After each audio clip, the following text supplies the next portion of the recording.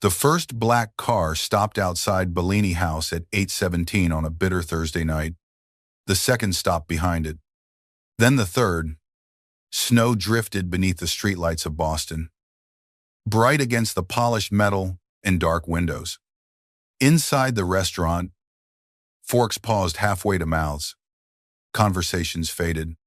Even the pianist near the marble staircase stopped playing. Clara Bennett stood beside table 12 with a tray pressed against her hip. Her manager still had his fingers wrapped around her wrist. Leonard Pike had dragged her away from the kitchen only moments earlier, after accusing her of embarrassing an important customer. The customer had deliberately knocked a glass of wine onto the floor, then demanded that Clara kneel and clean his shoes. Clara had refused. Leonard had smiled for the dining room, but his grip had tightened until pain traveled through her arm. "You are replaceable, Clara," he said quietly. "Remember that before you decide to have pride again." The restaurant doors opened. 4 men in black coats entered first. Their movements were controlled, their eyes scanning every doorway, every window, every hand above every table. Then the stranger from the alley walked inside. For one stunned second, Clara did not recognize him. The night before, he had been pale from blood loss, sitting against a brick wall behind the restaurant with snow collecting in his dark hair. His shirt had been torn near his ribs. His hands had trembled despite the fury in his eyes. Now he wore a black tailored suit that looked more expensive than everything Clara owned. A silver watch rested against his wrist. A faint cut marked his cheek. His posture was straight, his expression calm, and an entire room full of wealthy people seemed afraid to breathe in his presence. Over his shoulders, stretched tightly across his powerful frame, was Clara's burgundy wool coat. The inexpensive coat was several years old. One sleeve had been repaired twice. The buttons did not match because Clara had replaced them one at a time whenever they fell off. It looked almost absurd over his suit, yet nobody laughed. Leonard released Clara's wrist so quickly that her arm dropped against her side. The stranger noticed the red marks on her skin. His gaze moved from her wrist to Leonard's face. Something in the room changed. The stranger approached without hurry. His men remained behind him, but their hands rested beneath their coats. Leonard swallowed. "Mr. Salvatore," he said. "We were not expecting you." Clara felt the blood leave her face. Salvatore. Everyone in Boston knew the name. Nico Salvatore controlled the waterfront. Dozens of construction companies, several nightclubs, and enough politicians that newspapers avoided printing his photograph without permission. There were stories about men who betrayed him and disappeared. Stories about deals made in candlelit rooms. Stories about rival organizations that had abandoned entire neighborhoods after hearing that Nico had taken an interest in them. Clara had never believed half of those stories. Looking at the fear in Leonard's eyes, she began to believe all of them. Nico stopped directly in front of her manager. "Why were you touching her?" His voice was quiet. That made it worse. Leonard forced a laugh. "It was a misunderstanding. Clara has difficulty respecting authority." Nico looked at Clara. "Does he often leave marks on you?" Clara should have been frightened into silence. She should have protected her job and pretended everything was fine. Instead, she lifted her chin. Only when witnesses are too rich to care. Several customers looked away. Nico returned his attention to Leonard. "Hold out your hand." Leonard stared at him. "Mr. Salvatore, I do not understand." Nico removed one glove. "Hold out the hand you used to touch her." Leonard slowly obeyed. Nico closed his fingers around Leonard's wrist. There was no dramatic motion, no raised voice, no public threat. Leonard's face simply turned white. Nico tightened his grip until Leonard fell to one knee beside the overturned wine glass. The wealthy customer, who had demanded Clara clean his shoes, pushed his chair backward. Nico looked down at Leonard. "You mistook her kindness for weakness. That is a dangerous mistake." He released him. Leonard remained on the floor, clutching his wrist. Nico turned toward Clara, up close. She could see the exhaustion behind his controlled expression. She could also see where dried blood darkened the inside of her coat near his ribs. He had returned wearing it because he had never taken it off. "I came to return this," he said. Clara stared at him. "You brought an armed convoy to return a coat." A faint shift touched his mouth. It was not quite a smile. "I was told I have poor social instincts." One of the bodyguards looked carefully at the floor. Clara folded her arms. "You are still bleeding. It is not serious. You said that last night." "Last night. I was correct. Last night, you could barely stand." His gaze held hers. "Yet you trusted me enough to place your only coat around my shoulders." Clara lowered her voice. "I did not trust you. I just did not want you to freeze to death behind a restaurant." For the first time since entering, Nico appeared uncertain. It lasted less than a second. Then he removed the coat. The cold had followed him inside, and snowflakes still clung to the wool. When he offered it to her, Clara noticed that the fabric had been cleaned. The loose buttons had been replaced, and the torn lining had been carefully repaired. She did not take it. "You need it more than I do," she said. Several people in the room looked at her as if she had lost her mind. Nico looked down at the coat, then back at her. "I own other coats." "Then why are you wearing mine?" "Because it was given to me." Something deep and unexpected moved through her.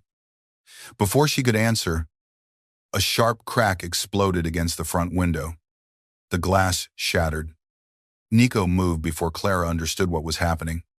His arm wrapped around her waist, and he drove her toward the floor as another shot struck the wall above them.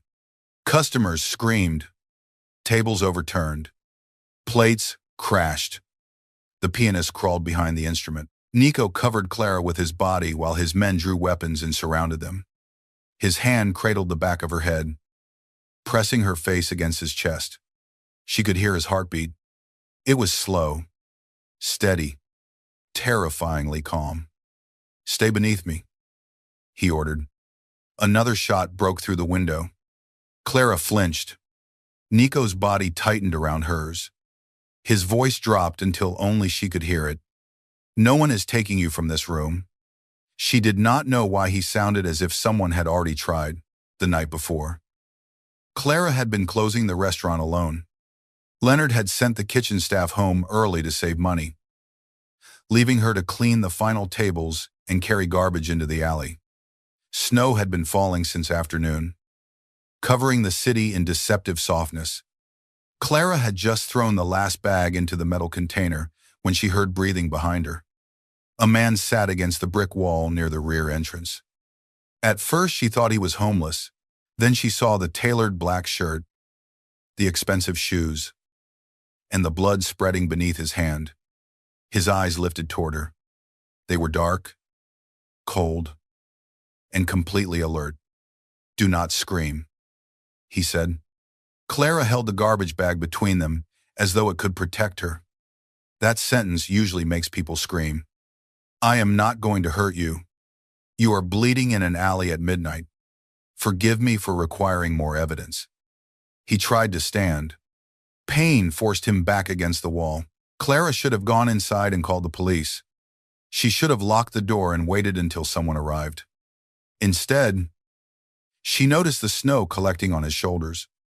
He was not wearing a coat. Neither was she. Hers hung on a hook inside the kitchen. "Stay there," she said. His expression hardened. "I was not planning to dance." She returned with her burgundy coat, a bowl of hot vegetable soup, a clean towel, and the restaurant first aid box. He watched her approach as if kindness were another kind of weapon. Clara placed the soup beside him. "Can you lift your shirt? That depends on your intentions." Her eyes narrowed. "My intention is to determine whether you are dying before my manager blames me for the stain." He almost smiled. Almost. Clara knelt in the snow and moved his hand away from his ribs. The wound was deep but narrow. It looked as though something had cut across his side. A bullet had passed close enough to tear the skin. You were shot. I was missed. That is an optimistic interpretation. She pressed the clean towel against him. He did not react to the pain, but his hand closed around her wrist. Clara froze. His fingers were strong despite his weakness. Who are you? He asked. Clara Bennett. Why are you helping me? Clara Bennett, because you are injured. That is not an answer. It is the only answer you need. She pulled free and wrapped a bandage around his ribs. When she finished, she placed the burgundy coat over his shoulders. It barely fit. He looked down at it. This is yours. You are very observant. You will freeze. I am going back inside. You are the one sitting in the snow. He studied her face. Clara had spent most of her life learning what people saw when they looked at her. A soft body, round cheeks, a waitress uniform stretched across curves she could not hide. Someone easy to dismiss. Someone expected to be grateful for any attention. The stranger did not look at her that way. He looked as if he were trying to understand something that threatened him. Clara placed the soup in his hands. Eat before it gets cold. A black car appeared at the far end of the alley. The stranger reached beneath the coat. Clara saw the outline of a weapon. Her breath caught. The rear door of the car opened, and a broad-shouldered man hurried toward them. Boss, he said. We have been searching everywhere. Clara slowly stood. The stranger never looked away from her. The man beside the car saw Clara's uniform and the coat around his boss. His expression shifted from confusion to disbelief. The stranger rose with visible effort. Keep the coat, Clara said. He held her gaze. I return what belongs to others. There was something almost bitter in the way he said it. Clara stepped backward toward the restaurant door. Then return it when you no longer need it. He left with her coat around his shoulders and her soup still in his hands. Clara had expected never to see him again. Less than a day later, she was lying beneath him while bullets destroyed the front of her restaurant. The attack lasted 40 seconds. It felt like an hour. Nico's men moved with brutal precision. 2 dragged customers into the kitchen. 1 returned fire through the broken window. Another pulled Leonard away from the entrance when he tried to run. Then the street became silent. Nico lifted his head. Clara felt warmth beneath her hand. Blood. The wound at his ribs had opened again. You are hurt, she whispered. Not enough to matter. That is becoming your favorite lie. His eyes found hers. You are not frightened of me.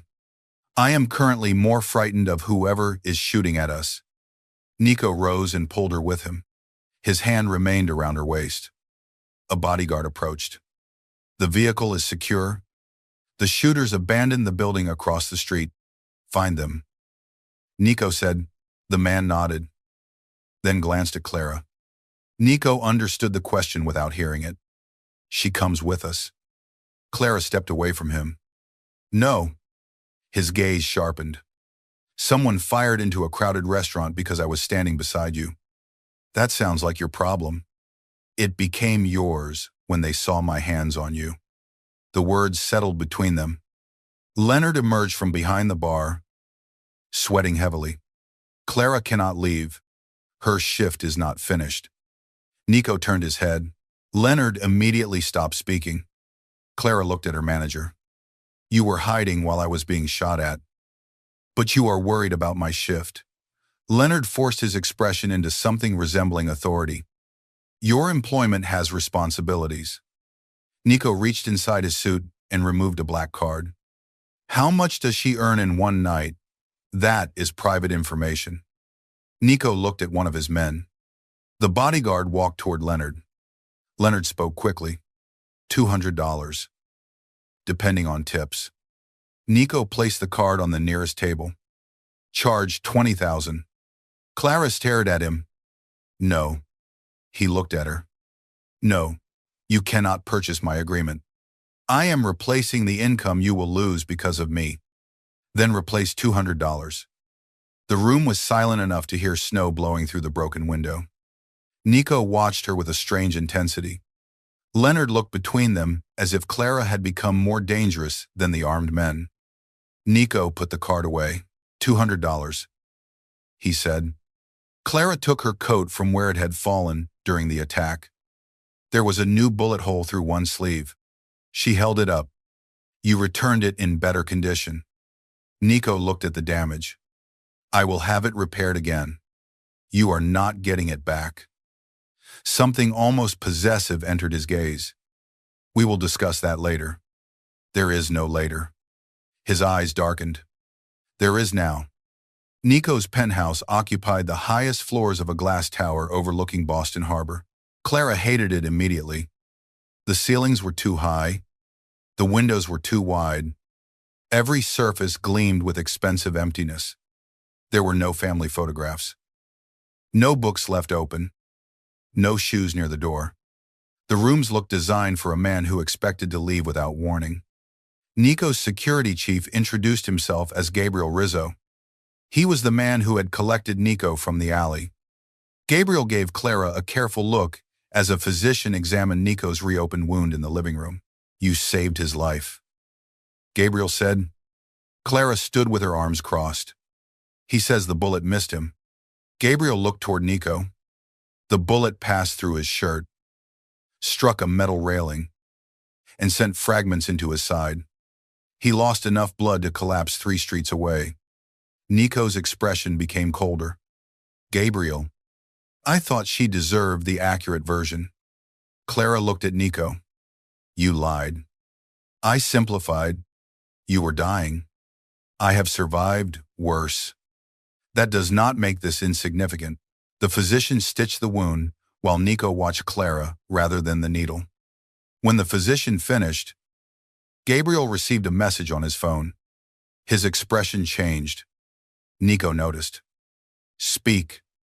The abandoned weapons were registered to a company connected to Vitali Shipping. Nico became still. Clara recognized the name. Vitali Shipping delivered wine to Billionaire House every Wednesday. Nico saw the recognition on her face. What do you know about that company? Nothing. I sign delivery forms sometimes. Leonard makes me because he says management is too busy. What exactly do you sign invoices? Storage receipts. Sometimes empty forms that he fills out later. Gabriel cursed under his breath. Nico stood. Clara. Those forms may connect you to illegal shipments. Her stomach tightened. What kind of shipments? Nico did not answer. Clara stepped closer. What kind weapons? He said. She stared at him. Billionaire House is a restaurant. The basement is larger than the dining room. There is access to an old service tunnel that reaches the harbor. Clara remembered the locked wine cellar. Leonard never allowed staff downstairs during deliveries. He had fired a dishwasher for opening the wrong door. You knew this before tonight? She said. I suspected it.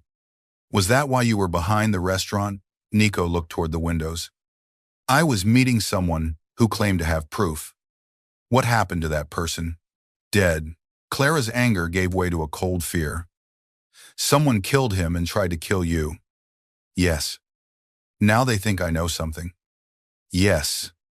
She looked at Gabriel. How long do I have to stay here? Until we know who ordered the attack.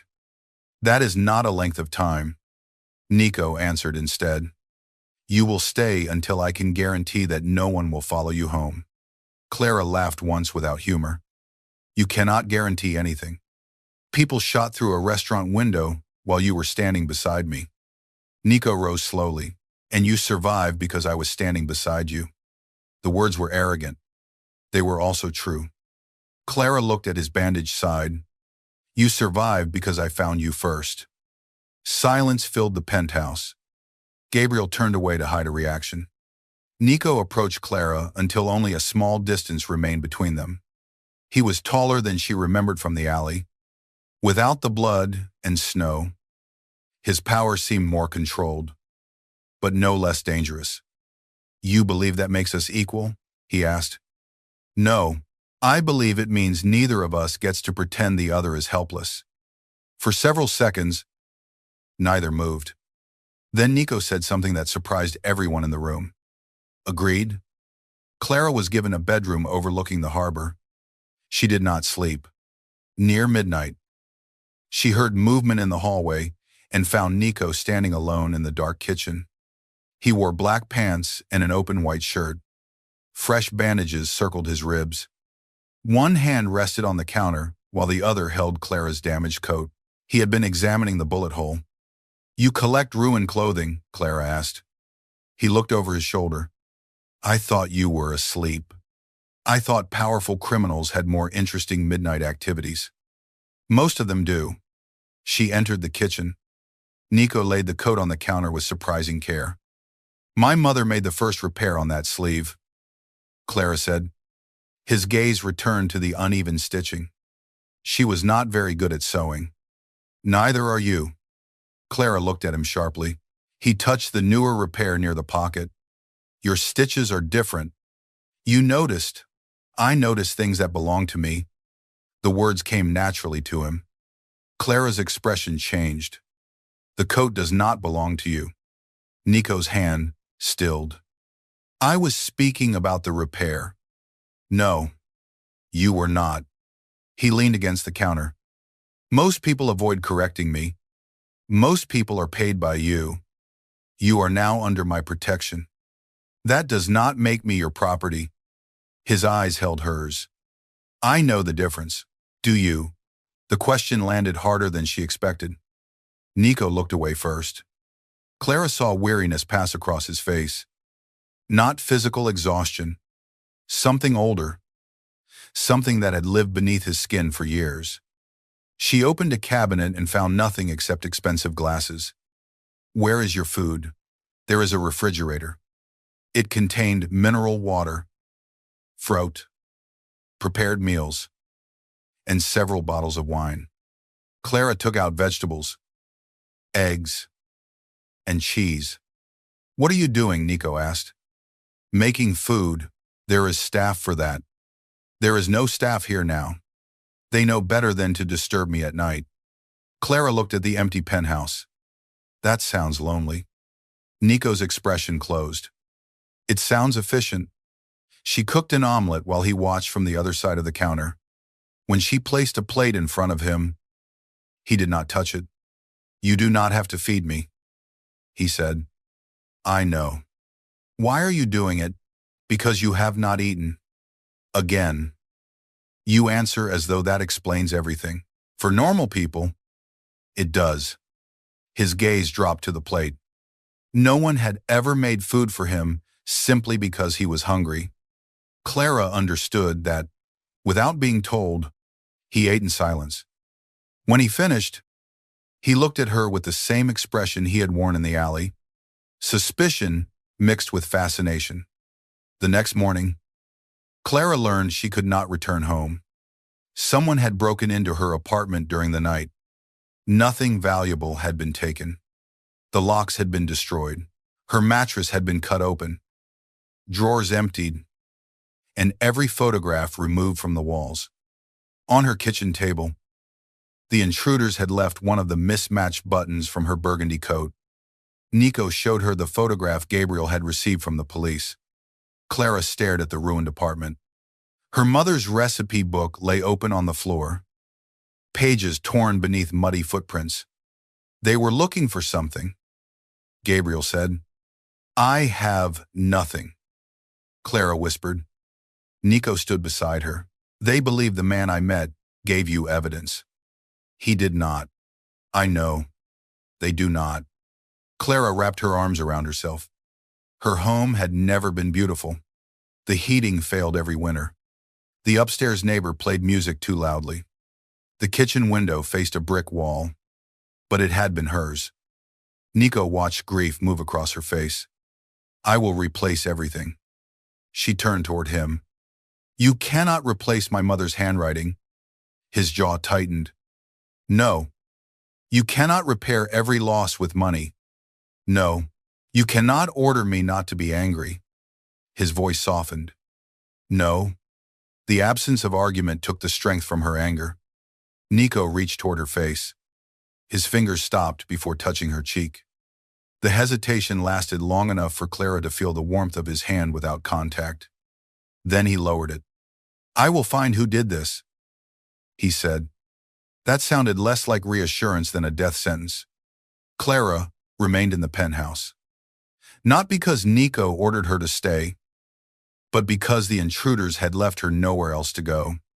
For the next several days, she watched the machinery of his world move around her. Men arrived at all hours. Conversations stopped when she entered a room. Maps of the harbor covered Nico's office table. Photographs of shipping containers, restaurant employees, and city officials appeared on the walls. Nico slept no more than a few hours. He took calls during meals and returned with a colder expression each time. He gave orders that made powerful men obey without question. Yet he never raised his voice. His control frightened Clara more than anger would have. On the fourth morning, she found him in the private gym, striking a heavy bag despite the wound in his side. Blood had soaked through his bandage. Stop, Clara said. Nico hit the bag again. The physician ordered rest. The physician works for me. Your body does not. He turned. Sweat darkened his shirt. His eyes held a restless violence she had not seen before. Marco Vitali disappeared this morning. Clara recognized the name. Your shipping partner, my father's closest friend, my advisor.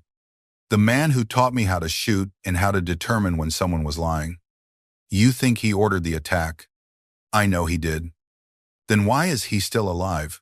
The question surprised him. Clara stepped closer. Everyone thinks men like you kill without hesitation. Yet the person who betrayed you is still breathing. Nico looked at the floor. Because I have spent 11 years waiting to prove he murdered my father. The room became silent. Nico's father had died in a car explosion when Nico was 23. Newspapers had called it a rival attack. Marco Vitali had stood beside Nico at the funeral and helped him take control of the Salvatore organization. Nico had trusted him until 3 months earlier, when an accountant discovered payments connecting Marco to the bomb. The accountant became the dead informant behind Bellini House. Nico had gone alone because he did not know which of his men remained loyal. Clara understood then. The coldness was not emptiness. It was armor built by a man who had learned that love gave betrayal a place to enter. She picked up a towel and approached him. Nico watched her carefully. Clara pressed the towel against the blood near his ribs. He inhaled, but did not move away. You cannot destroy yourself before you reach him, she said. His gaze lowered to her face. Why do you care what happens to me? Because I am here. That is not enough. It has to be. Her hand remained against his side. His fingers lifted toward her waist. They stopped inches away. The space between them became unbearably small. Clara could feel his breath against her forehead. Nico's voice dropped. You should not look at me like that. Like what? As though there is something worth saving. Clara's heart beat harder. Maybe there is. The gym door opened. Gabriel stopped when he saw them. Nico stepped back immediately. Clara removed her hand from his side. Gabriel's expression revealed nothing, but his eyes moved between them. We found the restaurant manager, he said. Leonard Pike had tried to leave Boston with a suitcase containing $500,000. Nico's men brought him to an underground parking structure beneath one of the Salvatore hotels. Clara insisted on being present. Leonard sat tied to a metal chair. His expensive confidence had vanished. Blood marked one corner of his mouth. But he was alive. When Clara entered, he stared at her. This is your fault, he said. Nico stood beside her. Choose your next words carefully. Leonard laughed weakly. She signed every shipment. Her name is on everything. When the police find the records, they will believe she managed the accounts. Clara felt sick. You used me. You were convenient. People trust women like you. Women like me. Helpful. Invisible. Desperate to keep a job. The insult struck because part of it was true.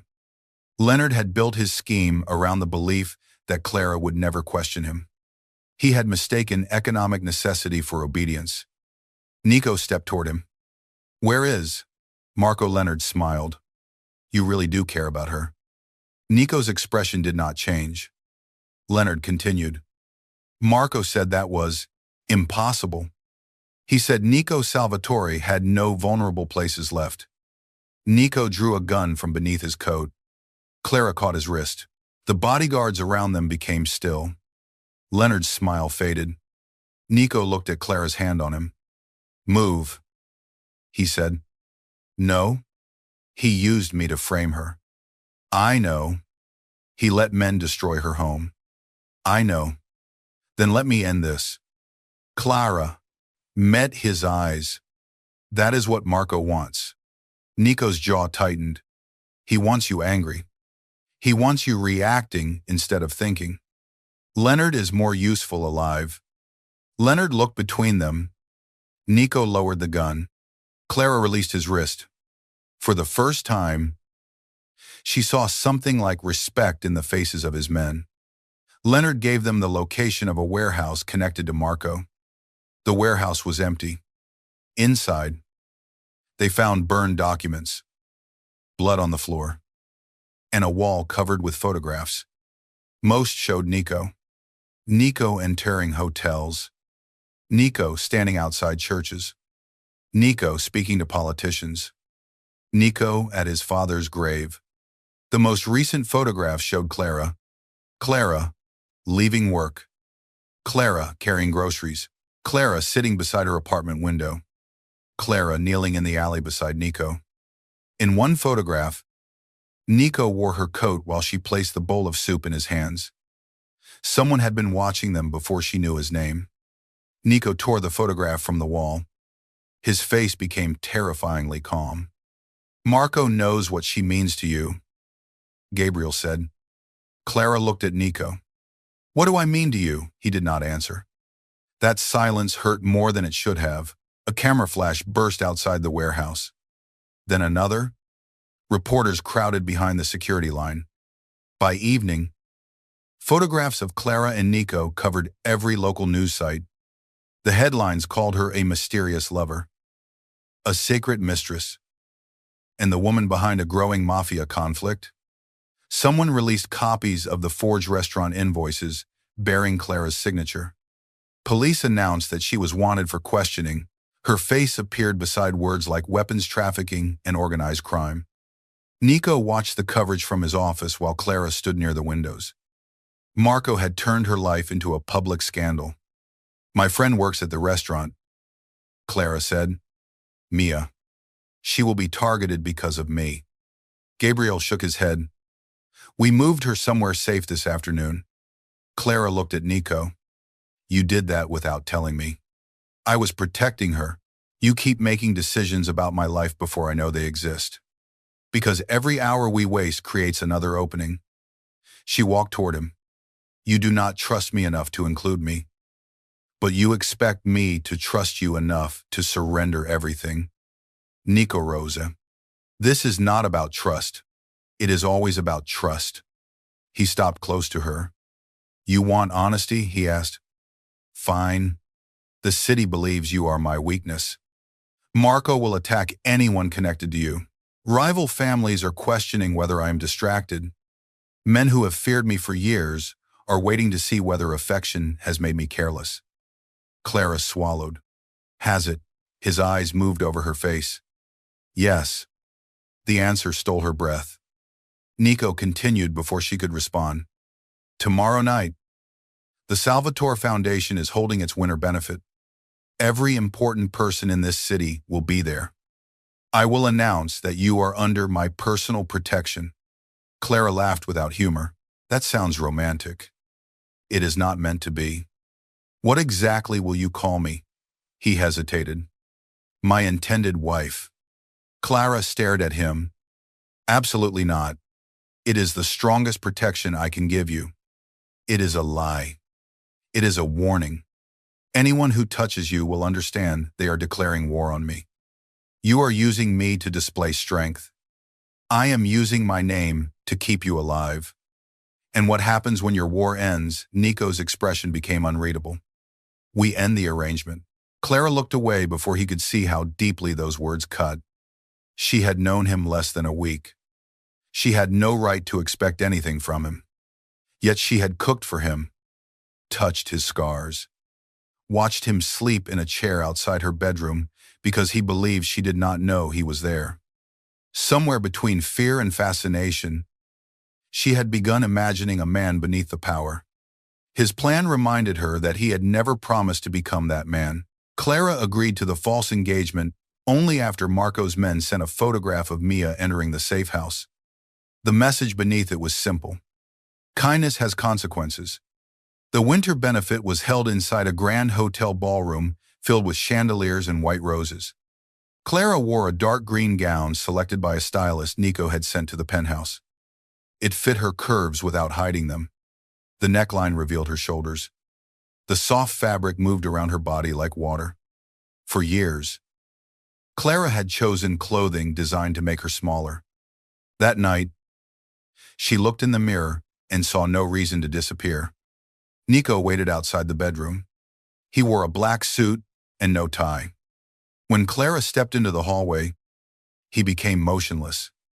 His gaze moved over her slowly, not with casual hunger, but with an intensity that made her skin warm. You disapprove? Clara asked. Nico's eyes returned to her face. I am deciding how many men I will have to threaten before midnight. She almost smiled.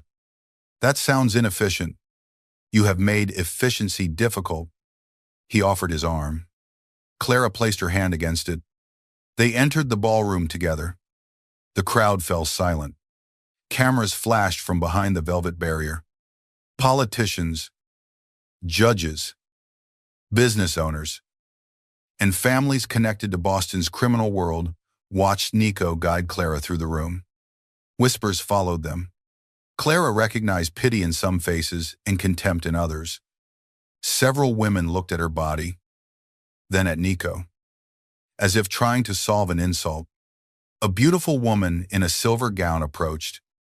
Alessandra Russo was the daughter of a powerful New York family. Clara had seen photographs of her beside Nico at formal events. Alessandra kissed Nico's cheek. You disappeared before our fathers could finalize anything, she said. Clara removed her hand from his arm. Nico caught it before she could step away. Nothing was going to be finalized, he said. Alessandra looked at Clara. This is unexpected. Clara held her gazette. For me as well. Alessandra smiled. Nico usually prefers arrangements that benefit his organization. Nico's fingers tightened around Clara's hand. Clara answered before he could. Perhaps he is learning that not every human connection is a transaction. Something flickered in Nico's eyes. Alessandra studied them both. Be careful, she told Clara. Men like him do not know how to love without turning it into possession. Then she walked away. The warning remained with Clara. Nico led her onto a raised platform. The room quieted. He did not give a long speech. He simply took Clara's hand and faced the crowd. Clara Bennett is under my protection. Any accusation made against her will be answered by me. Any threat against her will be treated as an attack against the Salvatore family. Cameras flashed. Nico turned toward Clara. She knew what he expected. A public display. A convincing lie. He lifted her hand to his mouth and kissed her knuckles. The contact was gentle. His eyes were not. My intended wife, he said. The ballroom erupted in whispers. Clara looked at him and felt the lie becoming something far more dangerous. Music began. Nico guided her onto the dance floor. I did not agree to dancing, she said. You are wearing a dress that has caused 3 men to walk into furniture. I am not leaving you unattended. Jealousy does not suit you. I have never needed it before. His hand settled against her waist. Clara rested her palm on his shoulder. They moved beneath the chandeliers while the entire city watched. Nico danced with complete control, but Clara noticed his attention shifting toward every entrance. His body remained prepared for danger even while holding her. You never stop being the boss, she said. No, not even with me. His eyes met hers. Especially not with you. The answer hurt. Then he added quietly, because with you, I have something to lose. Clara's breath caught. Nico's thumb moved once against her waist. He leaned closer. For a moment, the crowd disappeared. His mouth stopped inches from hers. The ballroom windows exploded. Gunfire struck the chandeliers. Glass rained over the dance floor. Nico pulled Clara against his chest and turned, shielding her with his body. Guests screamed and scattered. One chandelier broke free from the ceiling. Nico dragged Clara beneath the stone balcony as it crashed where they had been standing. His men surrounded them. Gabriel shouted that attackers had entered through the kitchen. Nico placed a weapon in Clara's hands. Stay behind me. I do not know how to use this. Point it at anyone who approaches without my permission. What if it is you? His gaze burned into hers. You will know me. Smoke spread across the ballroom. Nico guided Clara through a service corridor while gunfire echoed behind them. At the far end, a masked man appeared. Nico fired first. The man fell. Clara froze. Nico took her face between his hands. Look at me. She did. Not at him. At me. His voice pulled her away from the violence. Clara focused on the cut near his cheek, the darkness of his eyes, and the warmth of his hands. I am getting you out, he said. A second attacker rushed from a side doorway. Clara saw him before Nico did. She raised the weapon and pulled the trigger. The shot struck the wall near the man's head. He hesitated. Nico turned and fired. The attacker collapsed. Nico stared at Clara. I missed, she whispered. You gave me time? His hand closed around hers. They escaped through the hotel kitchen and entered an armored car waiting in the alley. As the vehicle accelerated, Nico examined Clara for injuries. His hands moved over her shoulders, her arms, and her waist. I am fine, she said. He did not stop. Nico. His palms rested against her face.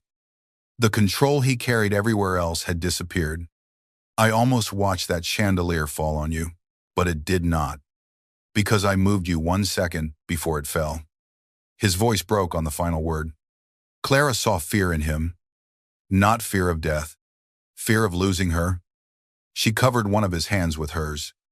I am here. Nico stared at her. Then he kissed her. There was nothing careful about it. His mouth claimed hers with the force of everything he had denied. Clara gripped his coat as he pulled her closer, his hand sliding behind her neck.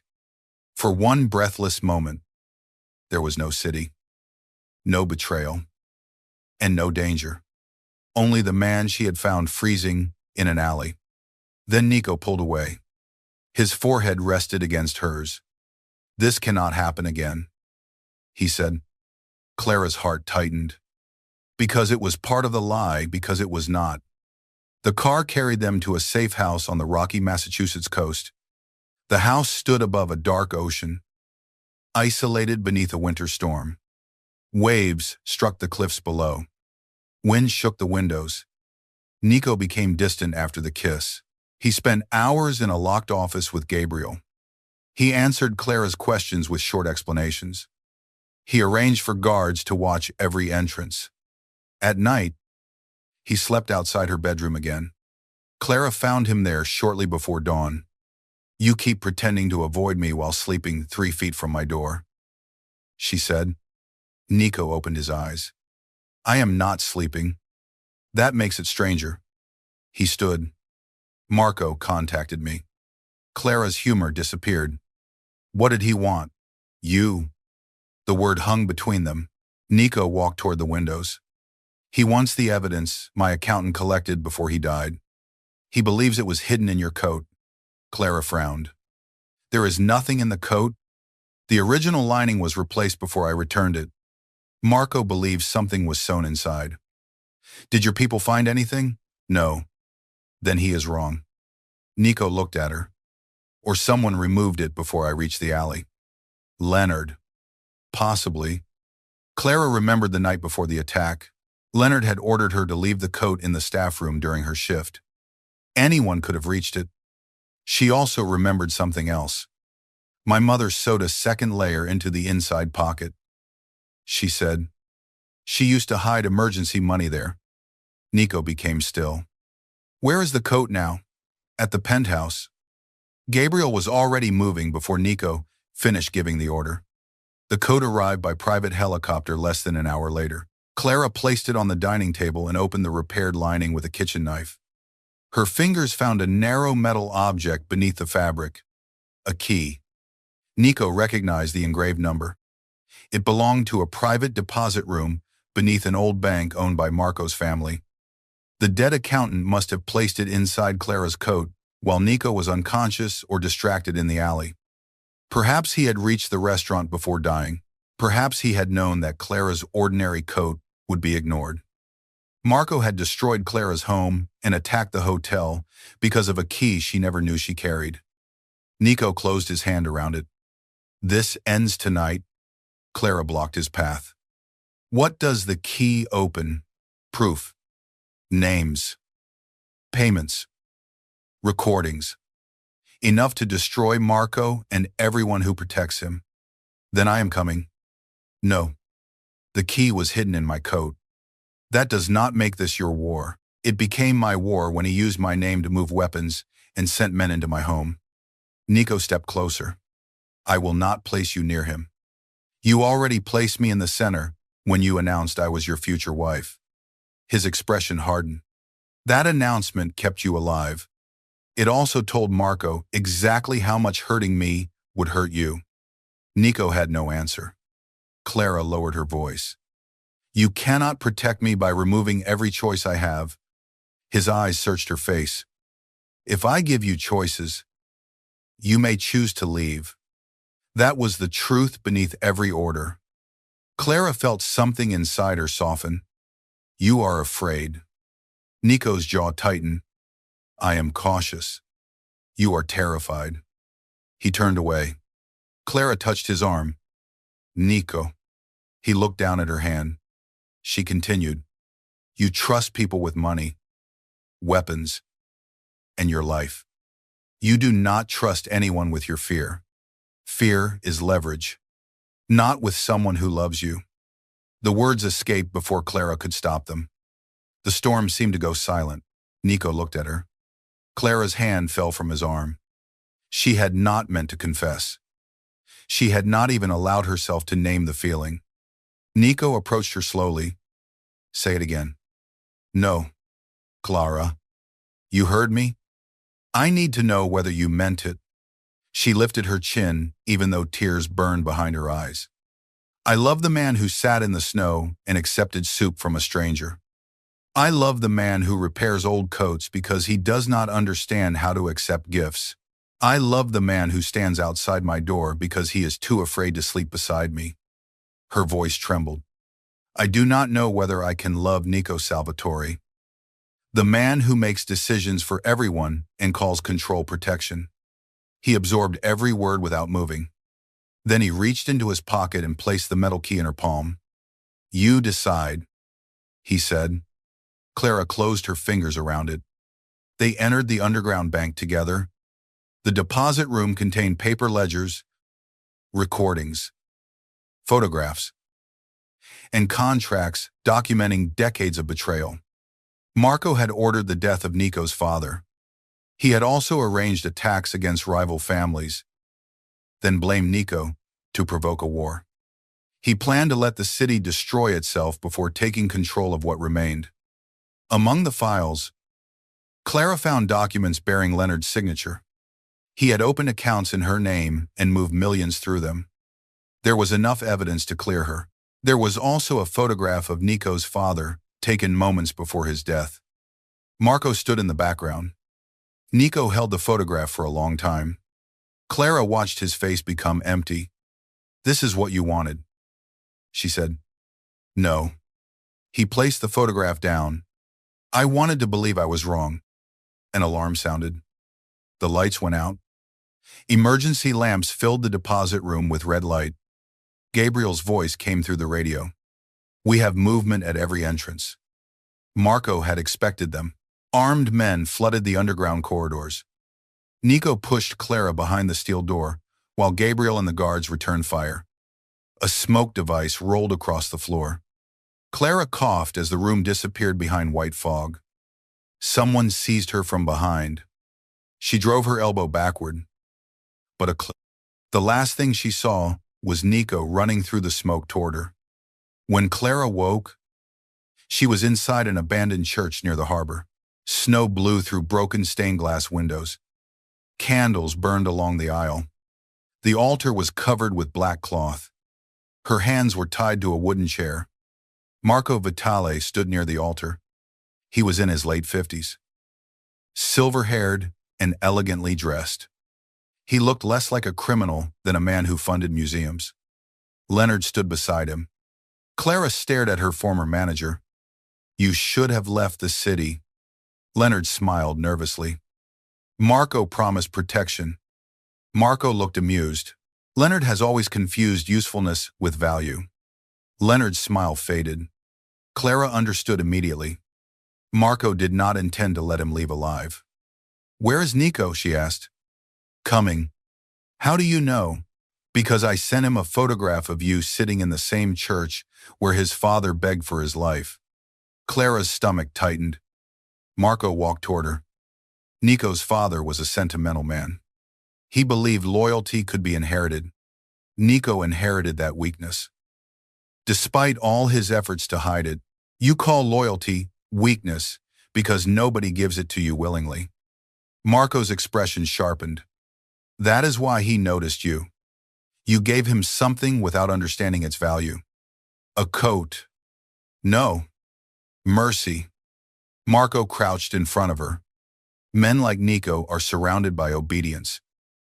They become addicted to the first person who offers kindness without fear. You did not save his life.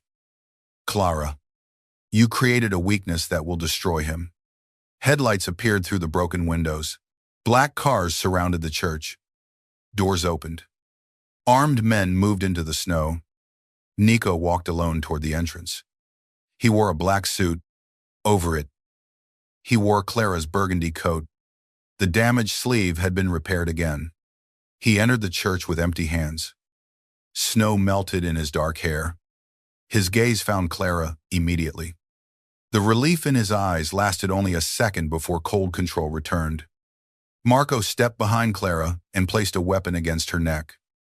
"You came wearing the coat," he said. Nico stopped halfway down the aisle. "She gave it to me when I had nothing else." "You had an empire." "Not that night." Marco smiled. "Place the evidence on the floor." Nico removed a thick envelope from beneath the coat and laid it in the aisle. "Now release her." Marco laughed. "You know better." Nico's attention remained on Clara. "Are you hurt?" Clara shook her head. Leonard struck the back of her chair. "Answer respectfully." Nico looked at him. Leonard stepped backward. Marco noticed the fear. "This is what you built." Nico, a city full of men who obey because they are terrified. Yet you believe this woman loves you. Nico's eyes never left Clara. "I do not require her love." The word struck her. Then he continued. "I require her freedom to choose it." Marco's smile disappeared. Nico removed a lighter from his pocket. The envelope on the floor contained the only copies. He said, "Release Clara, and you can have them." Marco gestured toward Leonard. Leonard picked up the envelope and carried it toward the altar. Nico opened the lighter. Leonard froze. "There is another copy," Marco said. No, you would not bring the only evidence. I brought the only thing you value because you have the only thing I cannot replace. Clara's eyes burned. Marco looked down at her. There. That is the weakness. Nico touched the flame to the envelope. Fire spread across the paper. Marco shouted. Leonard dropped it. Nico kicked the burning evidence toward the candles beside the aisle. Flames climbed the black cloth and spread toward the altar. Marco moved his weapon away from Clara for 1 second. Clara threw her weight sideways. The chair fell. The gun fired. Nico crossed the distance before the echo faded. He struck Marco and drove him into the altar. Gabriel's men burst through the church doors. Gunfire erupted from the balconies as Marco's guards attacked. Nico tore the weapon from Marco's hand and turned toward Clara. Leonard grabbed her chair and dragged her toward a side passage. Clara kicked backward. Striking his knee, he fell beside her. She rolled across the floor as flames climbed the curtains.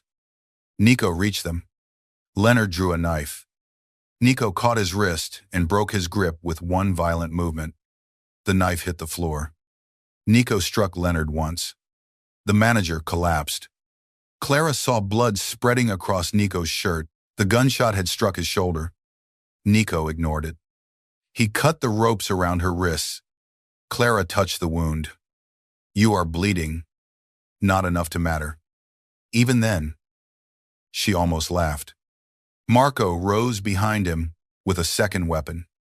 Clara saw the movement reflected in a broken piece of stained glass. Nico. He turned as Marco fired. Nico pulled Clara against him. The bullet struck the wooden altar. Nico fired once. Marco fell to his knees. His weapon slid across the burning floor. Nico approached him. Marco looked up. Your father begged, he said. Nico raised the gun. Clara saw everything inside him gathering around that moment. 11 years of grief, betrayal, rage.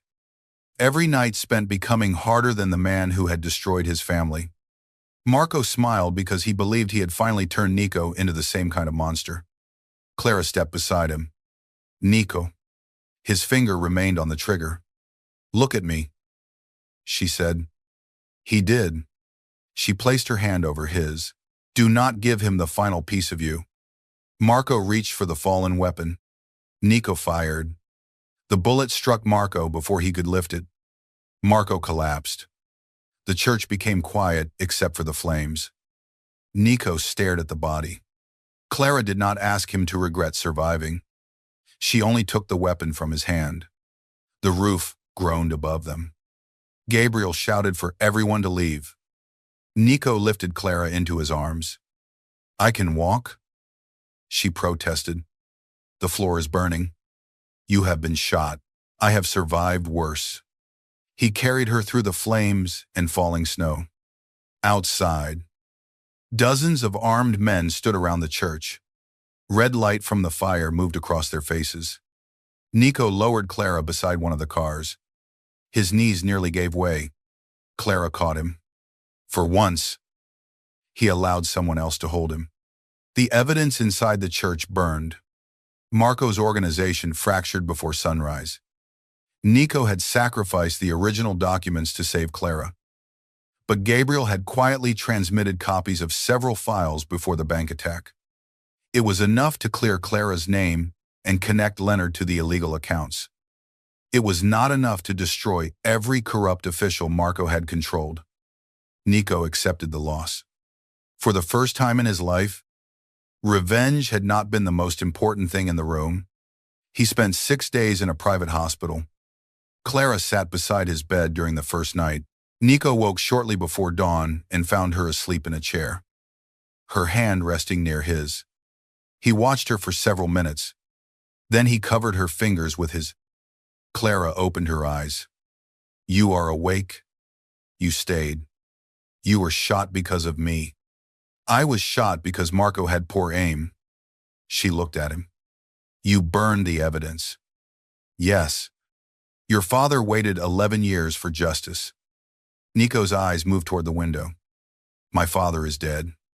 You are not. Clara swallowed. What happens now? To Marco's people, to us. His hand loosened around hers. The public engagement protected you. You no longer need it. There it was again. The careful distance. The man who could walk through gunfire was retreating because love frightened him more than violence. Clara stood. Then tell me it is over. Nico looked at her. Tell me you do not want me after I leave this room. His expression became strained. Wanting you is not the problem. What is? There is no safe way to belong to me. I did not ask to belong to you. His gaze sharpened. Then what are you asking? For you to stand beside me instead of building a cage around me? Nico looked away. Clara picked up her repaired coat from the chair. He had worn it into the church and protected it even while bleeding. The fabric smelled faintly of smoke. She placed it over the foot of his bed. You keep returning this as if the debt will disappear when I take it back. He touched the sleeve. It will not. No. Clara walked toward the door. Nico's voice stopped her. I do not know how to do this. She turned. He continued. I know how to protect territory. I know how to punish betrayal. I know how to make people fear losing me. His voice lowered. I do not know how to ask someone to stay. Clara returned to the bed, then asked badly. For several seconds, Nico Salvatore seemed more vulnerable than he had in the snow behind Bellini House. Stay, he said. Clara's eyes filled with tears. Not because you owe me. No. Not because you believe I need protection. No. Why? His hand closed around hers. Because when you leave a room, every part of me waits for you to return. She sat beside him. That is a better answer. Nico recovered slowly. The city changed around them. Leonard accepted a long prison sentence in exchange for naming officials connected to Marco. Several businesses were seized. Rival families attempted to claim Marco's territory. But Nico stopped them before the conflict reached the streets. He remained feared. He remained dangerous.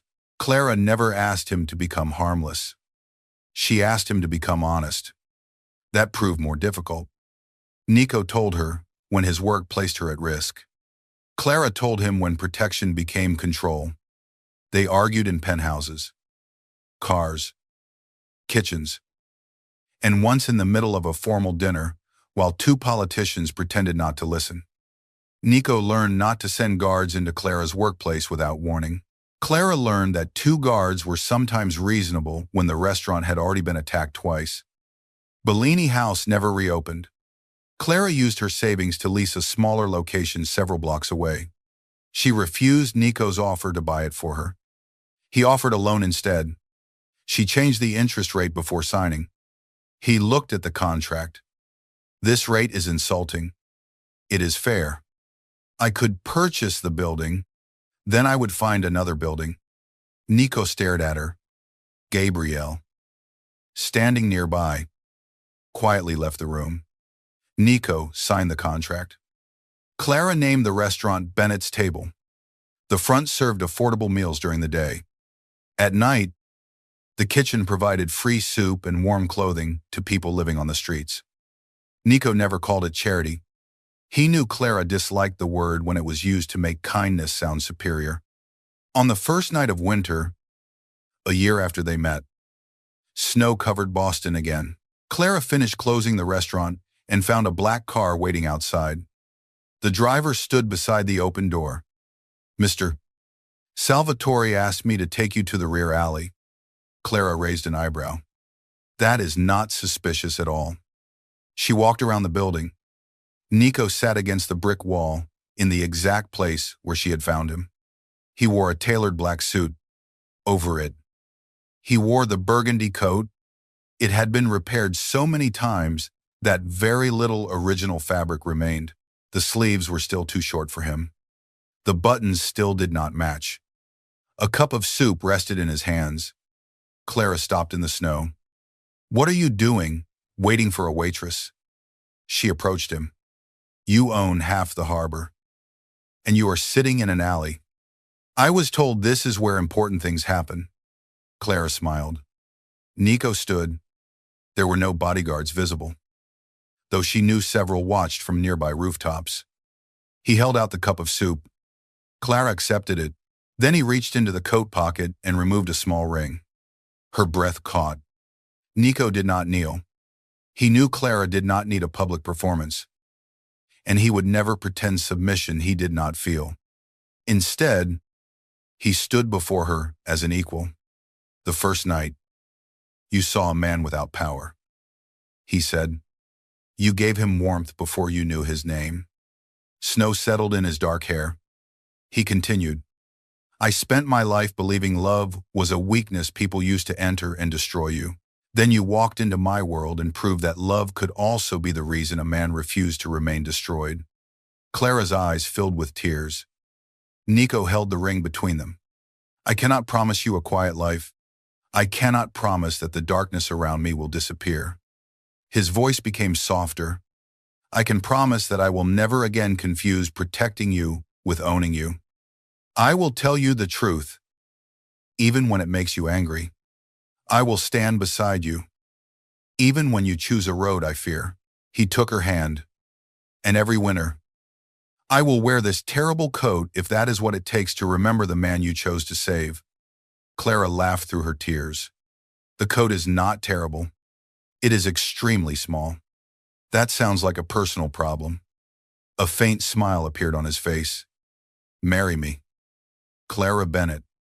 She looked at the feared Mafia boss standing in the snow, wearing an inexpensive coat that had become the most valuable thing he owned. Yes, she said. Nico placed the ring on her finger. Then Clara reached up, caught the front of the burgundy coat, and kissed him. Black cars waited at the end of the alley. Armed men watched from the shadows. The city still feared Nico Salvatore, but Clara knew the truth beneath the power. Once, he had been a wounded stranger, freezing alone behind a restaurant. She had given him her only coat. He had returned the next night wearing it, and for the rest of his life, he never truly gave it back.